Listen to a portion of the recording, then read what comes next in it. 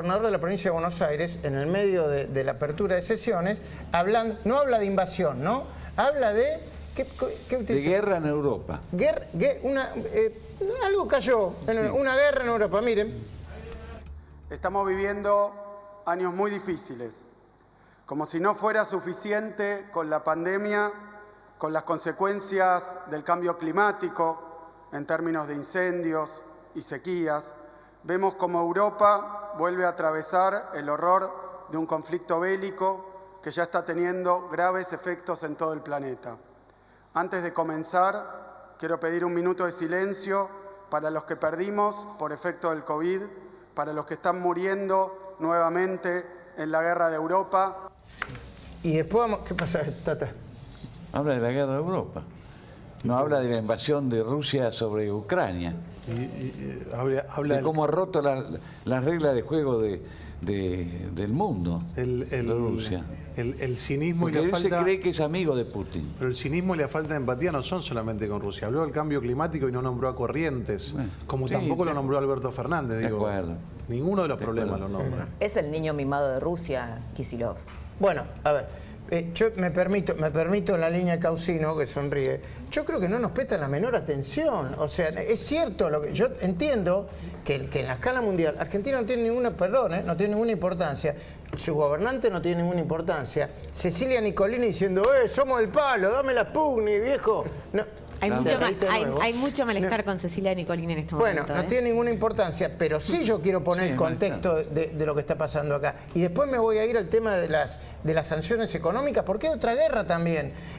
Damián Di Pace, Florencia Donovan, Pancho. Hay otra guerra que tiene que ver con el bloqueo financiero. El rublo está cayendo. Yo creo que... ¿Qué me dijiste? Después A ver, mostrame cuánto cayó la cotización de la principal empresa de gas, ¿no? Mira, esta es Gazprom. Gazprom es la empresa rusa, la empresa más grande de Rusia en términos de ingresos. Mira cómo cayó, a ver si se ve el gráfico. Tenemos un gráfico porque es esto. Básicamente vale centavos ahora. Cayó más de 90% en 5 días. Tengamos en cuenta que el gas hoy está a precio récord, más de $50 el gas natural, es un valor históricamente altísimo. Rusia es uno de los principales productores del mundo de gas y sin embargo la empresa estatal rusa no vale nada. Nadie quiere hoy acciones de la empresa estatal rusa ni bonos de la empresa estatal rusa. Damián, y vos me vas a decir algo, pero también la petrolera cayó, ¿no? Sí, cayeron 98% el valor de las acciones rusas en la Bolsa de Londres, Luis. Hay un éxodo masivo de empresas norteamericanas a partir del discurso de Biden en el día de ayer de la propia Rusia. Abramovich va a vender el Chelsea, ¿no? Abramovich vende el Chelsea. 2.000 millones. 2.000 millones de dólares. ¿Interrey porque qué quiere que hagamos una vaquita? Es mucha guita. Y ya varias empresas se están declarando en quiebra. Uno de los principales bancos rusos se está declarando en quiebra. Sí, sí. Una de las empresas de Gazprom quebró. O una de las empresas. Con un montón de gente en la calle. Y un banco está a punto de quebrar. Damián, ¿qué me decías? No, que hoy las represalias de Biden sobre Rusia recayeron sobre el pueblo ruso. ¿Por qué recayeron sobre el pueblo ruso en términos económicos? Porque el Banco Central ruso no permite transferencias de los rusos a no residentes rusos, no permite salir del país con más de $10.000, no le permite operar a las propias empresas rusas y además obliga a los exportadores a liquidar el 80% de ingresos en moneda extranjera. Los obliga, es decir, está en una situación muy pero muy delicada Rusia en términos económicos y obviamente en términos financieros, ¿no? Déjame que salude a Luis Juez, que ya está conectado. Juez, buenas noches, gracias por estar con nosotros. Enseguida le voy a preguntar, porque se ha producido una información de último momento, y es que, corregime Florencia, vamos a ver la información nuevamente, mañana va a entrar el proyecto de acuerdo con el fondo a la Cámara de Diputados. Exactamente, esto ya se lo adelantó Sergio Massa a los presidentes de bloque, a quienes convocó hace minutos para mañana ya, y anticipándoles que mañana entra finalmente el proyecto de este suerte de entendimiento con el fondo, que hasta último momento hoy estaba teniendo algunas dificultades. Sobre todo, ¿qué me dijo alguien, un negociador? Me dice, es que metieron por la ventana lo del ajuste de tarifas por salarios. Y la gente del fondo no la tenía. Ahora vamos a volver con eso, pero quiero hacer un rulito acá. Porque ya hablamos de Putin como Causino dijo, bueno, muchachos, entiendo lo que quiere decir Causino, ¿no? Entiendo lo que quiere decir el Tratado de Joffre, Laura y Federico. Ahora, un hombre de esa personalidad y con esa estrategia, ¿no? ¿Puede apretar el botón rojo, Causino? Bueno, Rusia tiene el arsenal nuclear más grande del mundo, solamente comparable a los Estados Unidos. Y el presidente de Rusia es Vladimir Putin. Es una persona que hasta ahora ha actuado racionalmente hasta la semana pasada. Lo que ha hecho Rusia en la última semana es un comportamiento internacional inaceptable. Pero cuando se habla de política internacional y de geopolítica, lo relevante es el comportamiento internacional de los estados. El régimen interno de los estados, si bien no es enteramente indiferente, no es el punto decisivo. Le vuelvo a hacer la pregunta. ¿Está en condiciones Putin? Es que yo no puedo... tengo que tratar de ser serio. Yo no puedo venir acá a decir si va a apretar un botón rojo, porque si no... No, bueno, pero a ver, el botón rojo tiene que ver con una guerra nuclear. O sea, el canciller dijo eso hoy. ¿no? Claro. Sí. Yo trato de ser lo más serio posible, pero lo acaba de decir el canciller ruso. Es que lo que pasa es que, permítame completar la idea.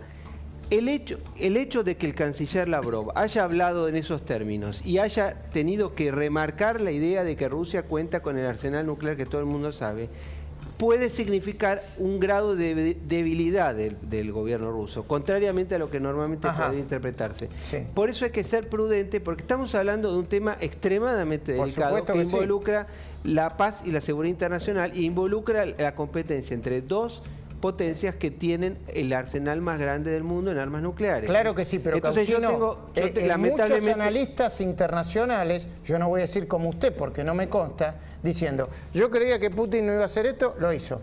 Creía que no iba a ir más allá, lo hizo. Tiene razón. Bueno, ahora no me atrevo, estoy citando a analistas internacionales muy importantes, decir que no sé si sería capaz de, perdón por los términos, pero para hacerlo entendible, de apretar el botón rojo. No, está bien. Tiene razón. Pensaba que Putin no iba a invadir Ucrania. No, finalmente invadió. Por eso, pero ahí tenés tu cámara. Discúlpenme. Tienen razón en eso. Hasta hace una semana todos los analistas políticos internacionales sostenían la idea de que había una política de máxima presión para obtener un compromiso de no expansión de la OTAN y de consolidación en las repúblicas separatistas. Los hechos que ha hecho la Federación Rusa en la última semana implican una violación de la Carta de las Naciones Unidas, implican una aceleración del conflicto, implican un riesgo para la seguridad internacional. Ahora, eso yo no puedo venir a decir si va a apretar un botón rojo, porque si no lamentablemente no puedo hacerlo, sería un irresponsable si yo... Todo depende, Mariano, cómo está estructurado el poder dentro de Rusia. Bueno, el poder en Rusia, lo que puede estar ocurriendo en Rusia, porque es un país que obviamente, al no ser un país democrático, al ser un país que tiene una estructura de poder vertical, es probable que haya una suerte de acumulación tal vez excesivamente nociva en cabeza de una persona, y el presidente Putin puede haber cometido un error. Puede ser, nadie lo niega. Puede apasionante pero pareciera haber una fractura. Causino, digamos, ¿en qué medida le juega a Putin la pérdida de apoyos de sus amigos millonarios, de estos oligarcas, ex jerarcas del PC, que están dañados por las sanciones económicas y que no le estarían brindando apoyo? Bueno, seguramente eso es un dato importante. Otro dato fundamental es tener en cuenta qué pasa dentro de las Fuerzas Armadas y seguramente esta cuestión se va a seguir analizando. Yo lo que le puedo decir es que hay múltiples opciones. Yo le podría decir, también en la prensa hoy salieron versiones sobre que podría haber algún desplazamiento. Se ha citado el caso del desplazamiento de Khrushchev en 1964. Sí, citan fuentes del Pentágono diciendo que está todo complicado en la especie de frente interno. Del enojo de los oligarcas. Claro. Exacto. Ahora, perdón, sí, Causino, vamos. No, perdón. Entonces, lo que yo creo que para analizar esto y tratar de trabajar hipótesis sobre el terreno, hay que tener en cuenta fundamentalmente, en primer lugar, el comportamiento internacional de los estados. Segundo, el dato de la geografía, que es el dato más importante de la política. En tercer lugar, el dato de la historia. La historia es a los países, a los estados, el equivalente a la personalidad para los individuos. Es un dato fundamental, por eso es tan importante. Yo lo que anoto es que Putin lo ha hecho tachar todo lo que usted dice, tachame esta, perdón por mi lenguaje. Me tachás esto, Pero además, tachaste. Luis, esa pregunta que te haces vos acerca de si Putin se la hace el mundo, se la está haciendo los servicios de inteligencia del mundo y tiene una respuesta. Vos sabés que hay muchos psicólogos trabajando en esto porque ellos saben cómo procede el Estado ruso. Lo que no saben es cómo procede la psicología de Putin. Del Estado ruso. Exactamente, y tienen hipótesis. Claro recuperemos la comunicación con... la vamos a tener. Bueno, nos vamos a algunas cuestiones más domésticas.